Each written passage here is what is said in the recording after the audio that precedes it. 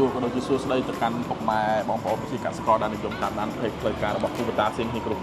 យកមិញនេះ admin ទទួលបានឆាតផងខលតាម Telegram ផងសារផងខលលេខទូរស័ព្ទផងពីបងបុល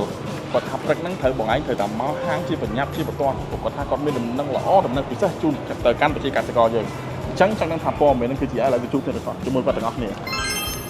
បាទដោយសារខ្ញុំបន្ទាន់ admin មកនេះគឺចង់ឲ្យ admin ជួយផ្សព្វផ្សាយឲ្យអីចាស់បាទដោយសារនៅក្នុងខែនេះយើងមាន promotion ពិសេសគឺយើងមានព្រីចៅការប្រាក់ជូនអតិថិជនរយៈពេល6ខែនោះអញ្ចឹង6ខែដំបូងហ្នឹងគឺអតិថិជនមិនបាច់អស់ការប្រាក់ទេអីចាស់បាទហើយមួយទៀតសម្រាប់ promotion បន្តទៀតនេះយើងក៏មាន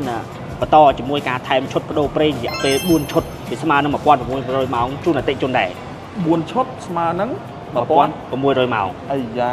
មិនត្រឹមតែចោលការប្រាក់ហើយយើងមានថែមឈុតអីគេមិនឈុតអីឈុតថែទាំនិងឈុតបដូរប្រេងឈុតថែទាំនិងឈុតបដូរប្រេងអីចាស់ចាស់ឥឡូវនេះលឺលហៀងមកថាក្រៅពី promotion ហ្នឹងយើងមានអីពិសេសប្រកបក្រោមនឹងទៀតសម្រាប់នៅក្នុងខែនេះយើងក៏មានជាមួយនឹង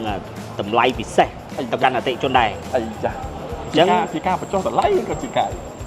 សូមលាក់ទុកសិនអញ្ចឹងបើពុកម៉ែបងប្អូនមានចម្ងល់ពុកម៉ែបងប្អូនអាចតាក់ទងតាមរយៈលេខទូរស័ព្ទឬក៏តាក់ទងតាមរយៈ page គូបតាសៀងហ៊ីវិទ្យាវិជ័យបានក៏ទៅខាងបងបុលគាត់ប៉ិនលាក់យើងណាបងប្អូនគាត់ប្រាប់យើងទៅក្នុងវីដេអូចាស់មកពុកម៉ែបងប្អូនឆាតមក page ឬក៏ call ទៅកាន់លេខទូរស័ព្ទទៅដាក់លើអេក្រង់អញ្ចឹងបើមិនជាពុកម៉ែបងប្អូនមក page តាមដាន page ផ្លូវការរបស់គូបតាសៀងហ៊ីគ្រប់ដែលមាន3សាខាគូបតាវិមានជ័យគូបតាសុខឡាញ់និងគូបតាសៀងរាបអរគុណពុកម៉ែបងប្អូនដែលតាមដានវីដេអូនេះពីដើមរហូតដល់ចប់ជួបគ្នានៅវីដេអូក្រោយគូបូតាបច្ចេកវិទ្យាកសិកម្មថ្មីដើម្បីអនាគត